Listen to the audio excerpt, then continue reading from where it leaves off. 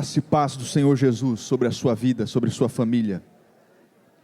Graça e paz para aqueles que estão nos assistindo ao vivo. Graça e paz para quem está aqui presencialmente. Graça e paz do Senhor Jesus.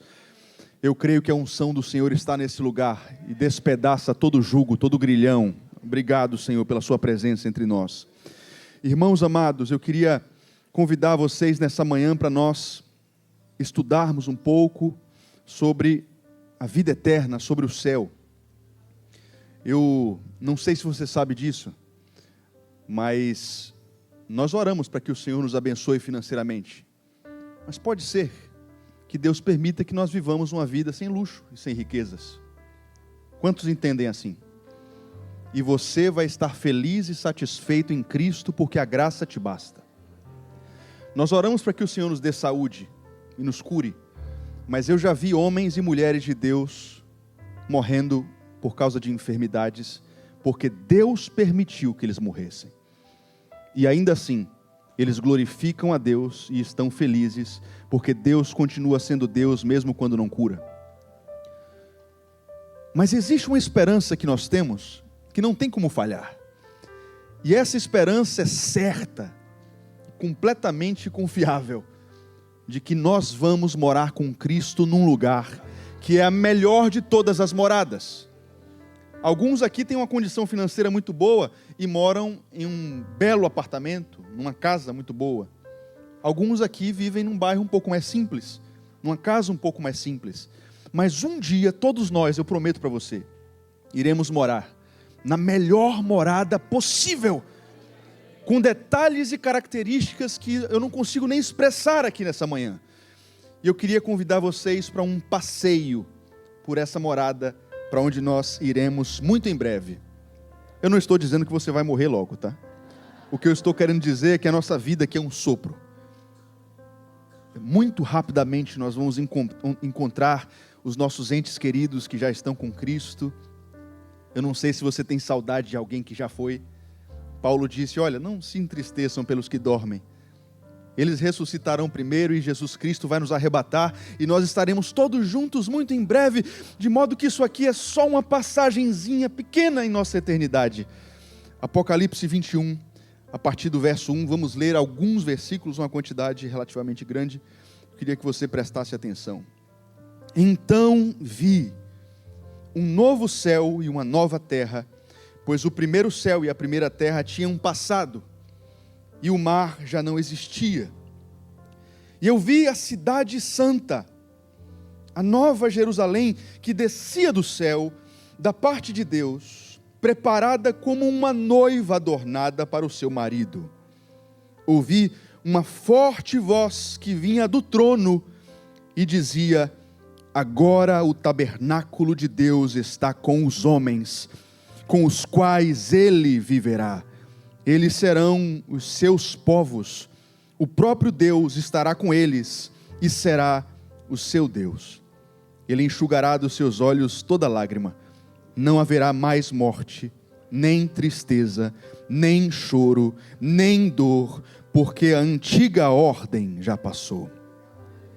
Aquele que estava sentado no trono disse, estou fazendo novas todas as coisas, e acrescentou, escreva isso, pois essas palavras são verdadeiras e dignas de confiança. É como se Jesus estivesse dizendo para João, escreva no detalhe, porque eu quero que em 2023, os meus filhos na família da graça saibam dessas palavras e gerem esperança em seu coração. Disse-me ainda, está feito. Eu sou o alfa e o ômega, o princípio e o fim. Quem tiver sede, darei de beber gratuitamente da fonte da água da vida. O vencedor herdará tudo isso, e eu serei seu Deus, e ele será meu filho. Mas os covardes, os incrédulos, os depravados, os assassinos, os que praticam imoralidade sexual, os que praticam feitiçaria, os idólatras e todos os mentirosos, o lugar deles será no fogo, no lago de fogo que arde com enxofre. Esta é a segunda morte. Permita-me pular para o versículo 21 agora, e a gente vai ler até o final do capítulo. As 12 portas eram 12 pérolas, cada porta feita de uma única pérola. A rua principal da cidade era de ouro puro, como vidro transparente. Não vi templo, nem cidade, pois o Senhor Deus Todo-Poderoso e o Cordeiro são o seu templo. A cidade não precisa de sol, nem de lua para brilharem sobre ela, pois a glória de Deus a ilumina e o Cordeiro é a sua candeia. As nações andarão em sua luz, e os reis da terra lhe trarão a sua glória. Suas portas jamais se fecharão de dia, pois ali não haverá noite. A glória e a honra das nações lhe serão trazidas. Nela jamais entrará algo impuro, nem ninguém que pratique o que é vergonhoso ou enganoso, mas unicamente aqueles cujos nomes estão escritos no livro da vida e do Cordeiro. Até aqui, vamos fazer uma oração. Deus, obrigado pelo céu. Obrigado porque a vida eterna já começou para nós, e hoje nós já contemplamos a beleza de Cristo, a comunhão dos santos. Obrigado por esse auditório, Senhor. E mais do que isso, obrigado por quem está presente nesse auditório. Nós cremos que, assim como nós já vemos em parte e usufruímos da Tua glória, nós vamos viver contigo para sempre. E quando isso acontecer, neste lugar maravilhoso, nós seremos como o Senhor é. Nós veremos o Senhor face a face. Portanto, nessa manhã nós oramos para que o Senhor enche o nosso coração com essa esperança sagrada, para que nada neste mundo nos abale. Alguns dos meus irmãos entraram aqui um pouco tristes, desanimados, cansados, abatidos. Mas eu creio que a Tua palavra vai restaurar o nosso ânimo nessa manhã. E nós sairemos daqui repletos da Tua glória e da Tua bondade, cheios de esperança e com certeza de que em breve essas coisas irão acontecer. Essa é a nossa oração em nome de Jesus. Quantos dizem amém? Amém. Glória a Deus. Glória a Deus. Pode aplaudir ao Senhor Jesus. Existem nomes na Bíblia para o céu, é a mesma coisa. Alguns teólogos entendem que existem tipos de experiências celestiais distintas, como por exemplo, quando Paulo diz que foi até o terceiro céu. O que é que quer dizer isso? Não sei muito bem. Mas no final das contas é tudo muito bom e muito legal, tá certo? É do que a gente precisa saber. Céu, paraíso, seio de Abraão, casa do Pai, Nova Jerusalém, Sião espiritual, cidade de Deus. É o lugar onde não há sinal de dor, de perigo, não há uma mancha de choro, de morte, de angústia, de impureza, de pecado, dessas temeridades pelas quais nós passamos no nosso dia a dia. Esse lugar é a nossa origem, é de lá que saímos, no sentido da identidade. Somos cidadãos de lá, é a nossa pátria. A Bíblia diz que lá é o nosso reino. Brasileiro é um título temporário para você. O Brasil não vai durar muito tempo, ele vai deixar de existir, mas você continuará sendo um cidadão celeste. E além disso, lá, segundo a palavra de Deus, é o nosso destino. Aqui nós somos forasteiros nesse mundo. Nós estamos aqui, mas nós não somos daqui. Nós estamos num sistema que é estranho para nós e que inclusive nos assedia de uma forma tão tenaz que a palavra de Deus nos aconselha e nos alerta para que nós não nos conformemos ao padrão deste mundo, porque nós não somos daqui. Nosso reino é outro. O nosso reino é o reino do céu. E eu queria falar sobre algumas características que fazem com que o céu seja a melhor de todas as moradas. Em primeiro lugar, o céu é a melhor de todas as moradas por causa daquilo que não haverá lá. Por causa daquilo que não haverá lá. O versículo 1 diz o seguinte, vamos analisar com cuidado aqui, né?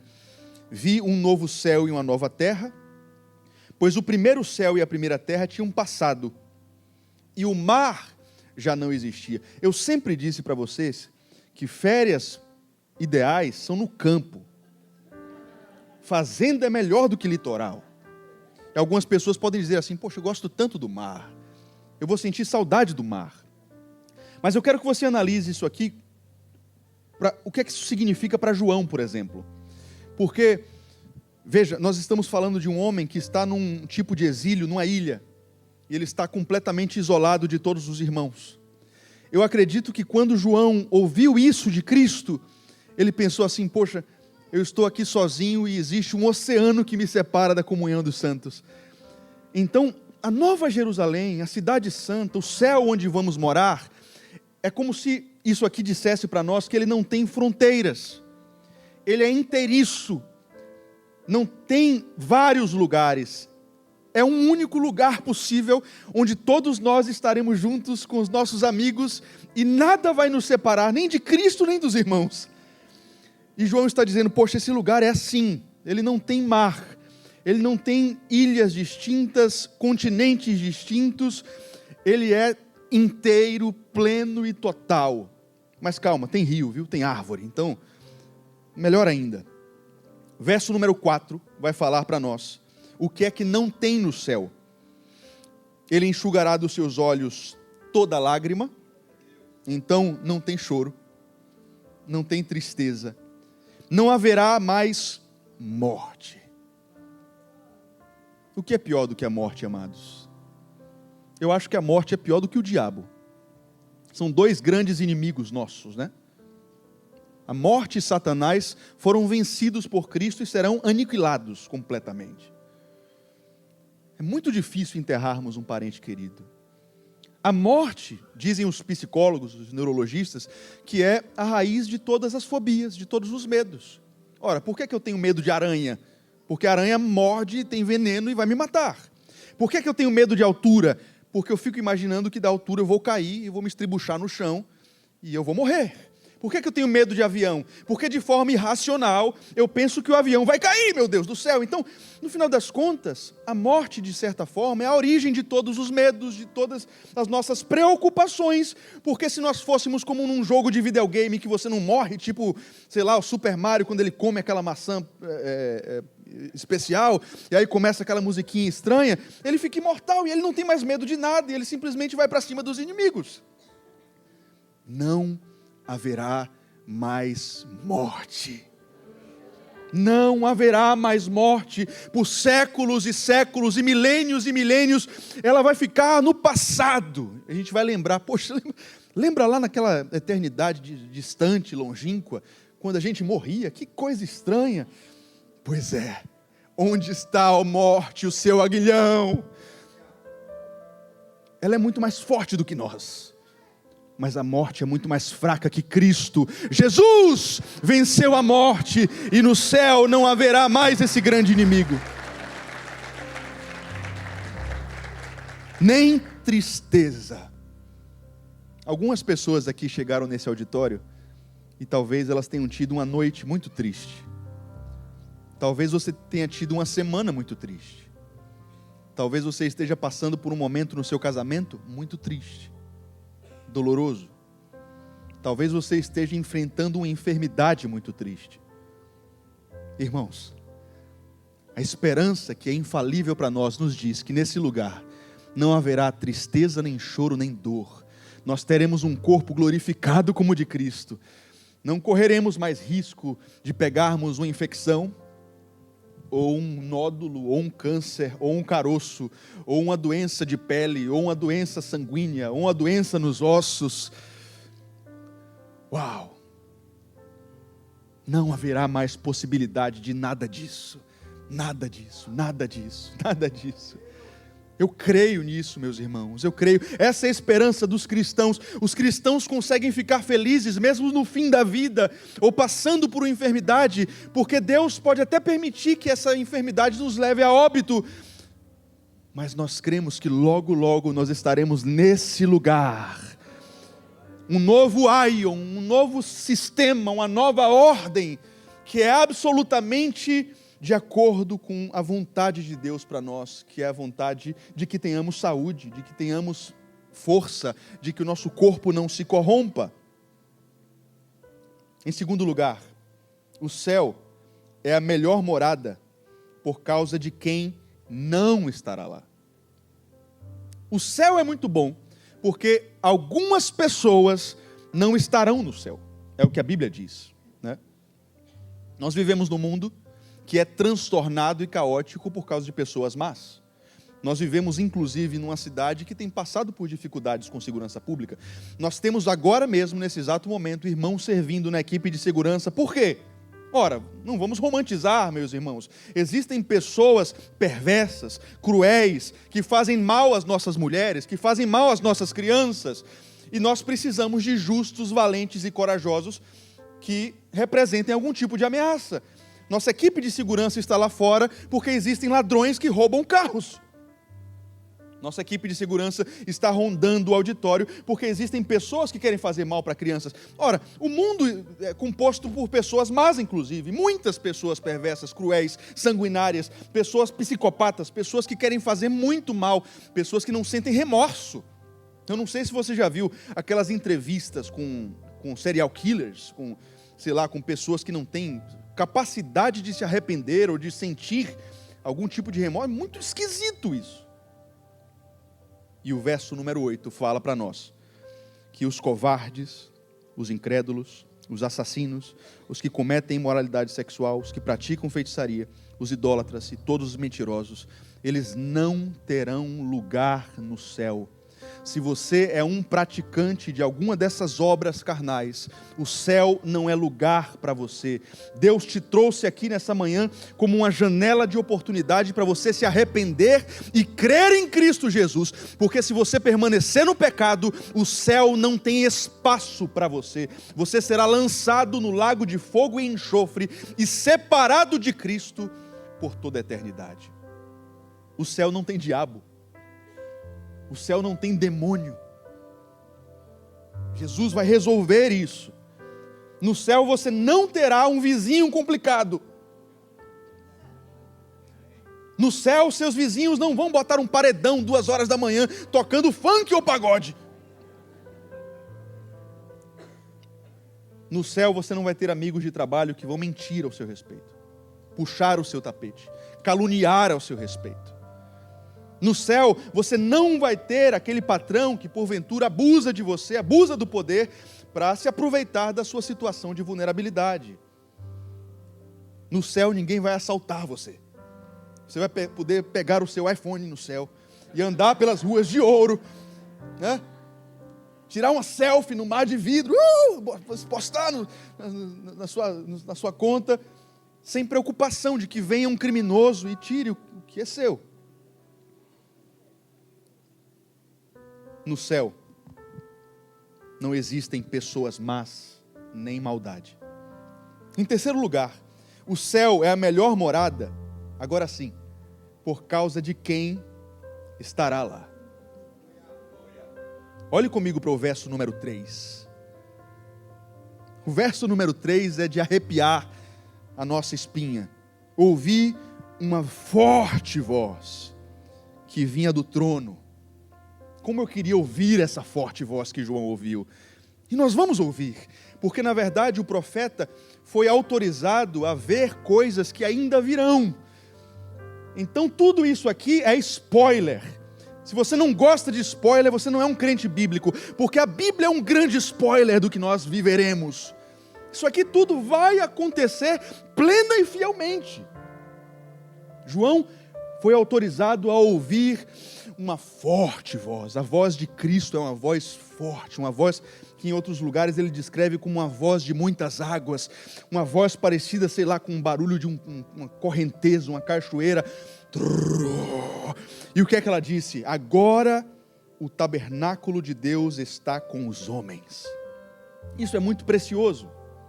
Porque se nós olharmos para isso aqui, no sentido arquetípico da coisa, quanta coisa Deus autorizou e fez para que nós tivéssemos a impressão exata do que isso aqui significa. O Éden é uma simbologia que nos ajuda a entender o que isso significa. Quando o homem tinha um lugar de comunhão com Deus e encontrava com o Pai na viração do dia, o tabernáculo mosaico nos ajuda a entender isso aqui. O Santo dos Santos, o lugar sagrado, o lugar onde nós encontramos com a presença do nosso Redentor, do nosso Criador, o templo de Davi. Todas essas figuras bíblicas nos ajudam a entender o que isso significa, porque depois de toda a história profética, de toda a história bíblica, nós chegamos ao final da história. E no final da história, o autor da história está dizendo: agora sim, está consumado. O tabernáculo de Deus finalmente está com os homens. Acabou. Agora é pleno, agora é total. Muito melhor do que o Éden, muito melhor do que o tabernáculo móvel, muito melhor do que o templo davídico, muito melhor do que as igrejas dos fiéis, dos santos durante milênios, muito melhor do que o auditório da família da graça, muito melhor do que o nosso templo físico que hoje se corrompe. Agora sim, um tabernáculo perfeito de íntima comunhão de Deus com os homens está efetivado, e Ele viverá com os santos para sempre. Eles serão os seus povos. Em outras traduções, isso aqui está no singular: serão seu povo. O próprio Deus estará com eles e será o seu Deus. O céu é o céu porque Deus está lá. Podia ter rua de ouro, mar de vidro, porta de pérola, muralha de pedras preciosas, podia ter tudo isso. Se Cristo se ausentasse de lá eternamente, seria o inferno. Sim ou não? Grande diferença, o grande diferencial do céu é a presença bendita e gloriosa de Jesus Cristo. Lembra de Moisés? Quando Deus disse: Moisés, vai. O que é que Moisés disse para ele? Senhor, não nos faça subir daqui, se o Senhor não for conosco. Você tem projetos, você tem sonhos, mas se você ainda não aprendeu que você não deveria investir em algo onde Deus não está colocando a mão, você ainda não adquiriu sabedoria suficiente, porque um cristão sabe que essa vida só vale a pena ser vivida, e qualquer projeto só vale a pena, qualquer sonho só vale a pena, qualquer conquista só vale a pena, se você estiver no centro da vontade de Deus e na presença de Cristo. Porque se Cristo não está indo com você, nem vá, meu amigo. Você vai se estribuchar, você vai quebrar a cara, você vai se arrepender. Mas se Cristo está comigo, podem me lançar na fornalha, podem me apedrejar como apedrejaram Estevão. Eu posso passar por um naufrágio como Paulo. Os caras não entenderam nada naquele naufrágio lá de Atos, quando Paulo estava no barco. Ele disse: olha, Jesus não vai permitir que nenhum de vocês se perca. Quando você tem um homem cheio da presença de Deus, é difícil das pessoas carnais discernirem um homem espiritual. É impossível, porque parece que as circunstâncias não abalam esse cara. Essa mulher é completamente... Ela não pode sentir desespero, ela é anti-circunstância. Ela está cheia de Cristo, e as pessoas ficam olhando para você, e você está passando por lutas, por dificuldades, está faltando certas coisas, mas você está feliz, você está plena, e as pessoas te perguntam: o que é que está acontecendo com você? Você ficou maluca, você ficou louco? Cristo está comigo, o Senhor é o meu pastor, eu não sentirei falta de nada. A mente do cristão é uma mente que não está sujeita às intempéries dessa vida, porque ele tem um grande diferencial: Cristo está presente. E o céu é essa realidade elevada ao cubo. Jesus vai literalmente estar lá face a face conosco. Eu quero ir para o céu.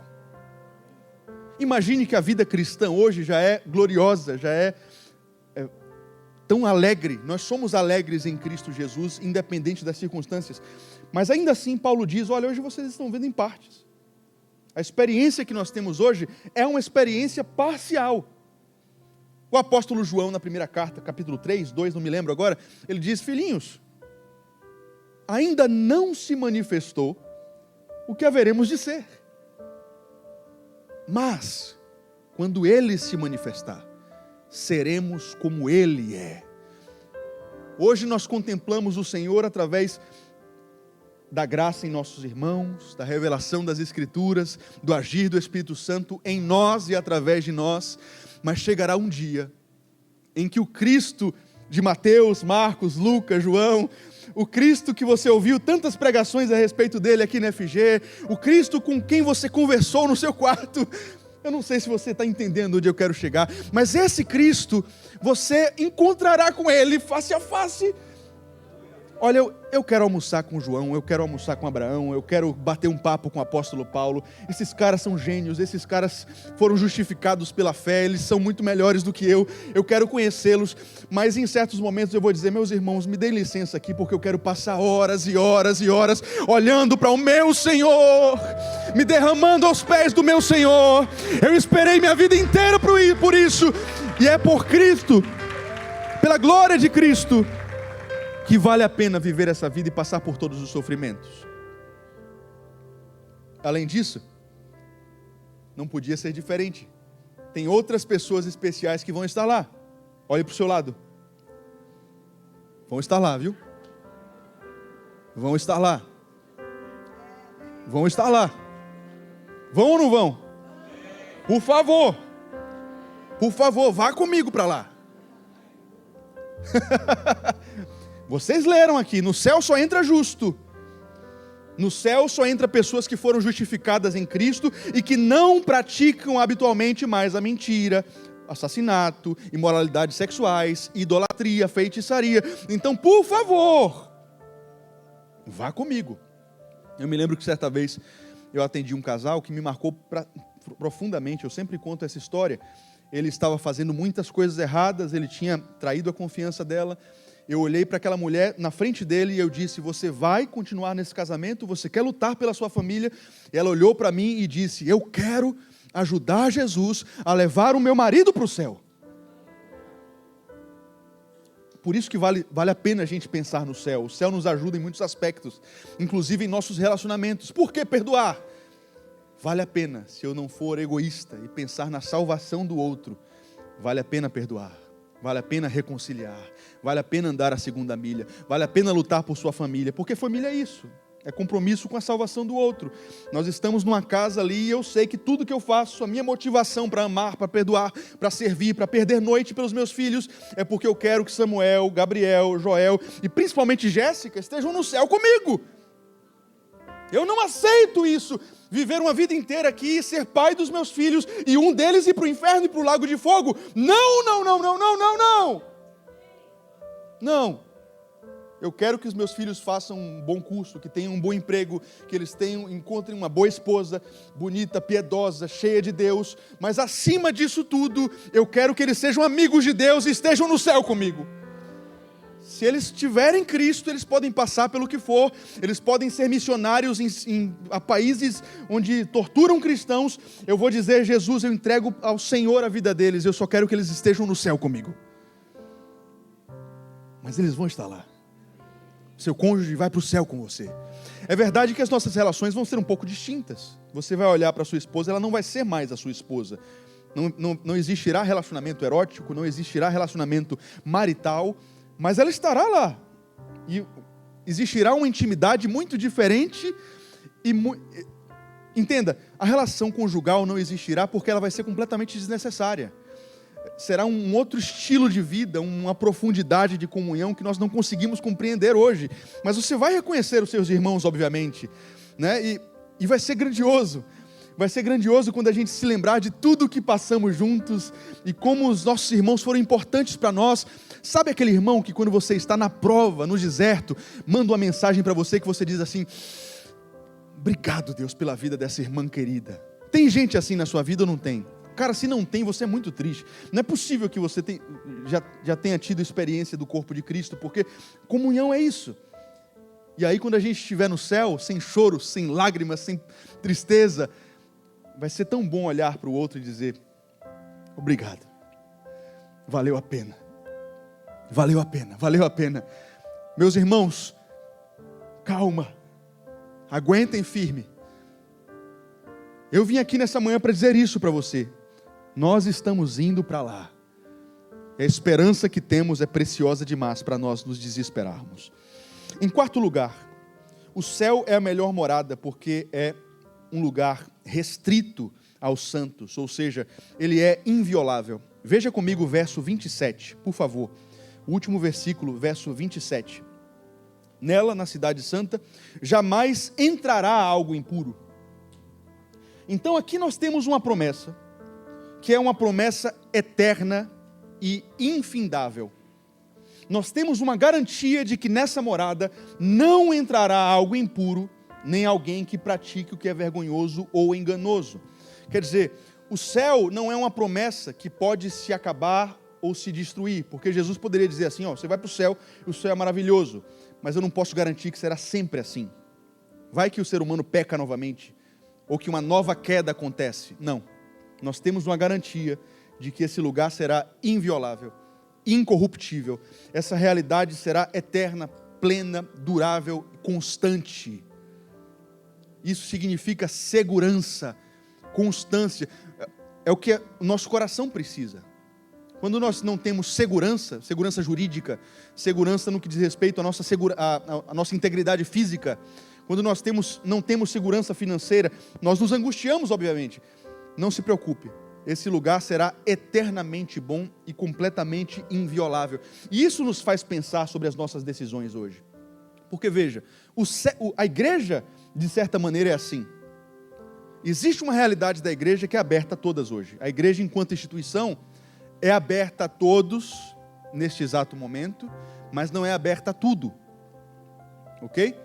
Quem quiser vir e tiver sede, venha, entre aqui, escute a palavra de Deus e aproveite para se arrepender e mudar os seus caminhos. Porque nós não aceitamos tudo aqui. Acolhemos todos, mas não acolhemos tudo. Deus quer que você venha como está, mas Ele não quer que você permaneça como você está. Agora o céu será bem diferente, porque no céu você nem entra se você não for justo, se você tiver impureza, se você já não tiver resolvido esses problemas. Então aproveite. Se você entrou aqui nessa manhã e você tem pendências com Deus, você tem pouco tempo. Existem pessoas que Deus trouxe aqui para ouvirem isso. Você veio aqui nessa manhã e você não sabe quanto tempo você tem. E você continua cometendo as mesmas iniquidades. Você sabe que está errado. Até quando você vai brincar com a sua eternidade? Essa vida é tão rápida. E você continua brincando com o pecado, com o adultério, com a mentira, com a falta de caráter, com a idolatria, com a feitiçaria. Não faça isso. Você não vai poder dizer que não ouviu a verdade e não foi convidado à sala do banquete. Essa é uma manhã de salvação. Essa é uma manhã de arrependimento. Eu creio que enquanto eu prego aqui, o Espírito Santo está trabalhando no interior de pecadores para que sejam regenerados. Arrependam-se dos seus pecados e creiam no Filho de Deus. Eu estou mostrando para vocês um lugar que é exclusivo, ele não é inclusivo. Você precisa fazer concerto com Deus hoje, e eu te garanto que você usufruirá das promessas benditas do Senhor. Depende da sua decisão. Qual é a sua escolha? Cristo ou Adão? O pecado ou o Senhor? Obedecer ou desobedecer? A escolha está diante de você. Arrependam-se. Arrependam-se, arrependam-se. Nós continuaremos pregando até a volta de Cristo, mas chegará o dia em que a igreja não estará aqui mais para tocar a trombeta do arrependimento. Cristo está voltando, os sinais estão claros, o mundo nunca esteve tão maduro para a volta do Senhor. Eu não sei quanto tempo nós temos, mas eu sei que nessa manhã, o Cristo bendito te deu um tempo, para que você tome a decisão certa. Não deixe esse culto acabar sem dizer: Cristo, eu preciso da tua salvação, eu me arrependo dos meus pecados, salva-me, porque sou um pecador. E eu creio que você será salvo, porque todo aquele que clamar pelo nome de Jesus será salvo. É o que diz a Escritura. Deus não brinca com o pecado. Ele botou um querubim com uma espada flamejante no Éden por causa de um pecado. O que Ele fará com pessoas como nós, que tem centenas e centenas. Em quinto lugar, o céu é a melhor morada, porque é belíssimo. Olhe comigo o verso 21, por exemplo. Os versículos anteriores, que eu nem li, falam sobre praças de diamante, sobre muralhas cheias de pedras preciosas. Mas o versículo 21 diz o seguinte: as 12 portas eram 12 pérolas, cada porta feita de uma pérola perfeita. Imagine uma muralha gigantesca e cada porta é uma pérola gigante. Existem as medidas da muralha, a extensão e a espessura das muralhas, isso está relatado aqui no texto. em metros, isso aqui é matemático. As portas são completamente gigantes e cada uma delas é uma pérola belíssima. A rua principal da cidade era de ouro puro, como vidro transparente. No céu tudo é organizado, abundante, bem feito, excelente. Nós não temos noção do que é isso. Salvador é uma cidade bonita, com belezas naturais, que tem melhorado com o passar dos anos no que diz respeito a alguns bairros, alguns lugares. Mas existem cidades muito mais belas no mundo. Eu não sei se você já foi para algumas, assim como existem cidades mais feias e mais mal cuidadas. Mas nós, na terra, não temos noção do que é isso aqui. É uma cidade completamente, perfeitamente bem administrada. O capítulo 22 vai dizer que nessa rua de ouro principal também passa um rio, que é o rio da vida de Deus, e a árvore da vida do Cordeiro está em ambos os lados, e elas dão 12 colheitas por ano, e elas alimentam as nações com cura. Eu fico imaginando, meu Deus do céu, que beleza essa cidade! Rua de ouro, uma rua principal que corta a cidade, junto com um rio e muitas árvores, e você olha para praças de diamante, de pedras preciosas, as muralhas são reluzentes, e olha que isso aqui tudo é um ser humano, você sabe disso, né? É um ser humano que viu coisas indizíveis, e ele está utilizando elementos humanos da época dele, para tentar minimamente expressar a beleza dessas coisas. Nós não temos dimensão disso aqui. Ele está falando mais ou menos como se parece. Olha, isso aqui parece ouro, mas é transparente. Beleza, João, mas ouro não é transparente. Então, o que é que você quis dizer? Ele está tentando mostrar para nós, com linguagens humanas, coisas inefáveis. Mas o céu é a melhor de todas as moradas, porque é muito... Eu sigo algumas páginas de paisagens. Por exemplo... Rapaz, eu não sei se você já viu as paisagens da Suíça. Aquelas montanhas com a grama verde, parece um filme, com aquelas cachoeiras cristalinas. O mundo tem lugares belíssimos, mas o céu será tudo isso, só que multiplicado muitas vezes. Imagine você morar na casa dos seus sonhos. Eu não sei qual é a casa dos seus sonhos. Pensa aí um pouquinho, como se você pudesse escolher qualquer cidade no mundo, com qualquer paisagem, e a casa do jeito... Imagine que a vida virou um Minecraft. Você vai fazer a sua casa e montar do seu jeito, e você vai morar em qualquer lugar do universo. Não adianta. Não vai ser perfeito, mas o céu vai ser perfeito. Quando você chegar na sua casa em Sião, você vai chorar e você vai olhar para aquela casa e dizer: Senhor, eu viajei, eu rodei muitos lugares no Brasil e no mundo, mas eu não sabia que isso aqui existia, porque em nossos corações... Quando nós olhamos as obras da natureza e paisagens bonitas, um belo pôr do sol, deixa eu te falar uma coisa. Lembra de Neymar, quando ele disse que nós temos saudade do que ainda não vivemos?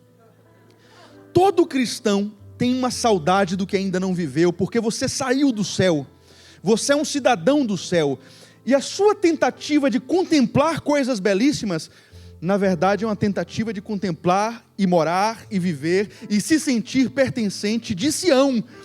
E aí quando você chegar lá, você vai dizer: era isso que eu buscava. Quando eu sonhava com a minha casa, com a viagem dos sonhos, e eu comprei uma casa, e eu tive uma casa, e eu fiz uma viagem, e eu vi que não é perfeito, falta alguma coisa, falta céu.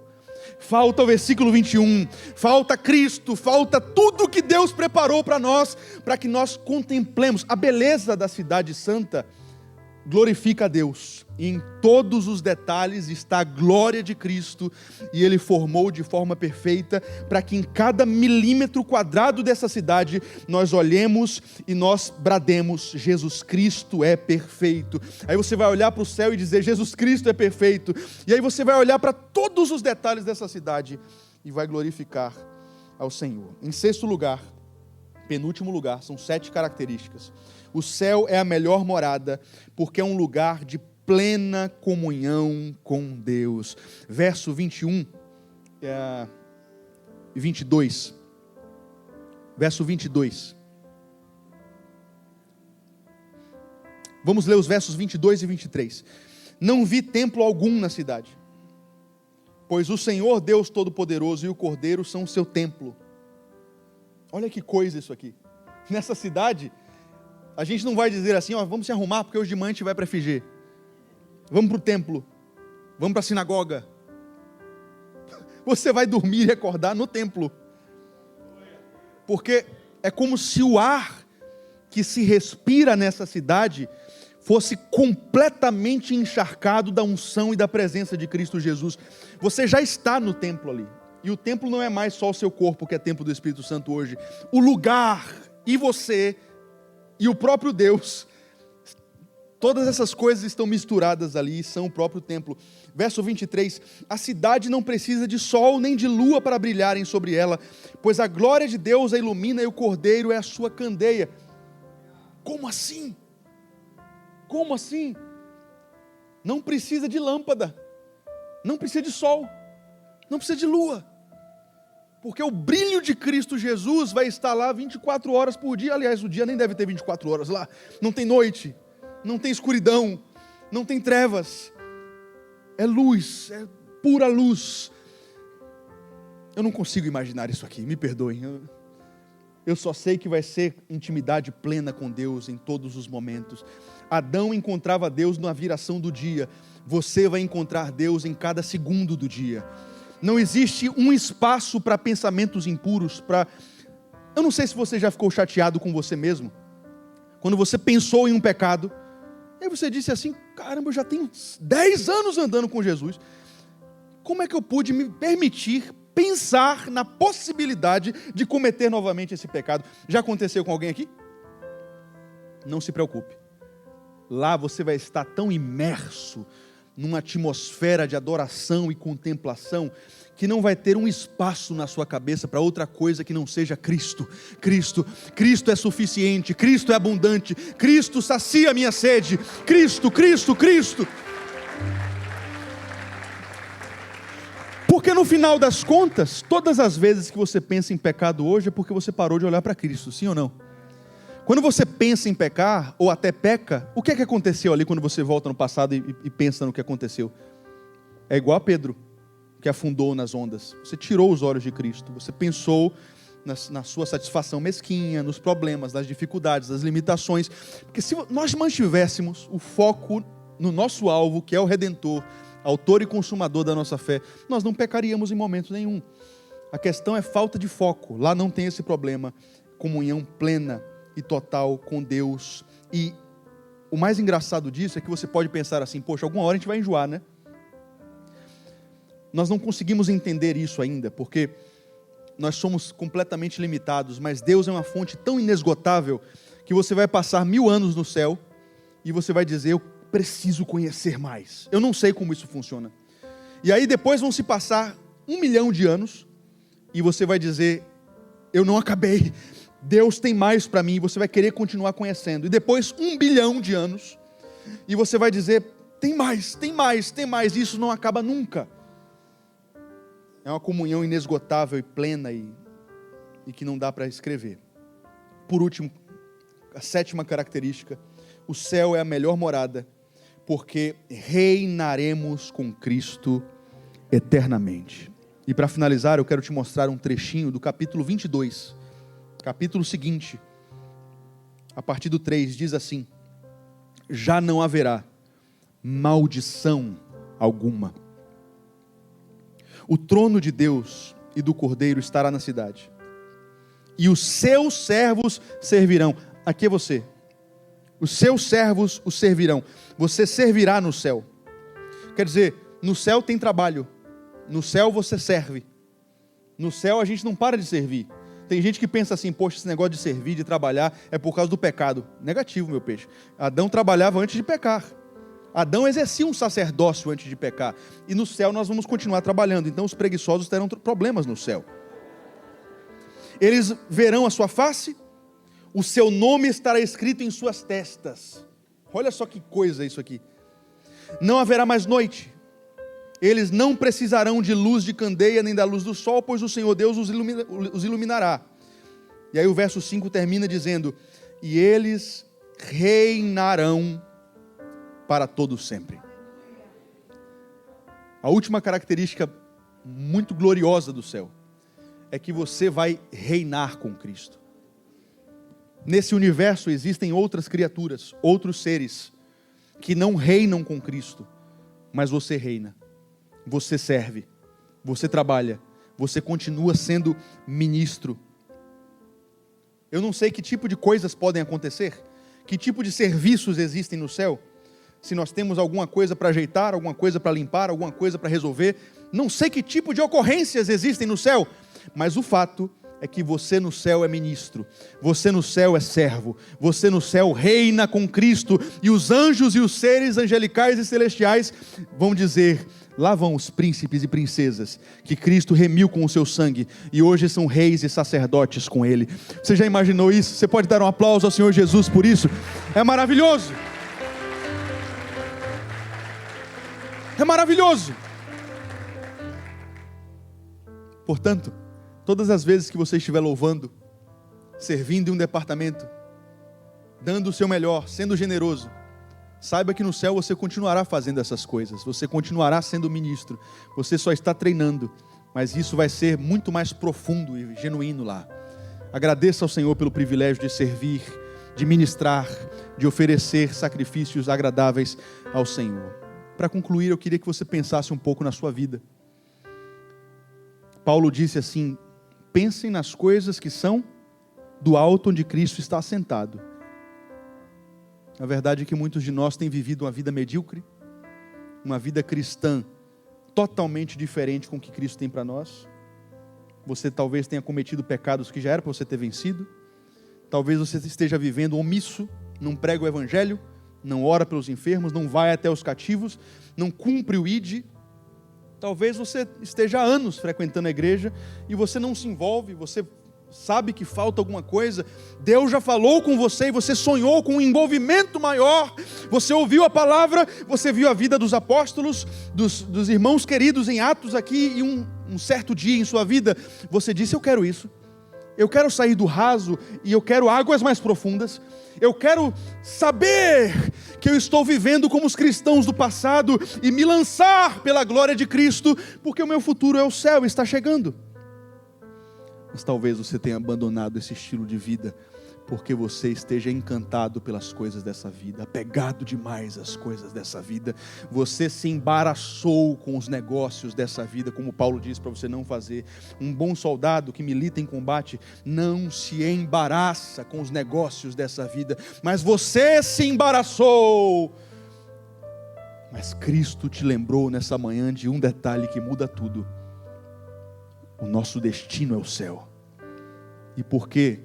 Nós não nos importamos com aqueles que estão indo para o lago de fogo e que ainda não ouviram o evangelho? Porque nós não nos importamos em viver nessa vida como cidadãos do céu e não como cidadãos da terra? Eu quero fazer uma oração nessa manhã. Uma oração por pessoas que entraram aqui desanimadas, pessoas que entraram aqui e sabem que precisam mudar certas coisas em seu procedimento cristão. Eu trouxe esse passeio, essa jornada pelas ruas de ouro, para dizer que não dá mais tempo de sermos superficiais. Cristo quer que a família da graça viva como uma comunidade de cidadãos celestes, homens e mulheres que creem numa esperança infalível e que não se conformam com o padrão deste mundo.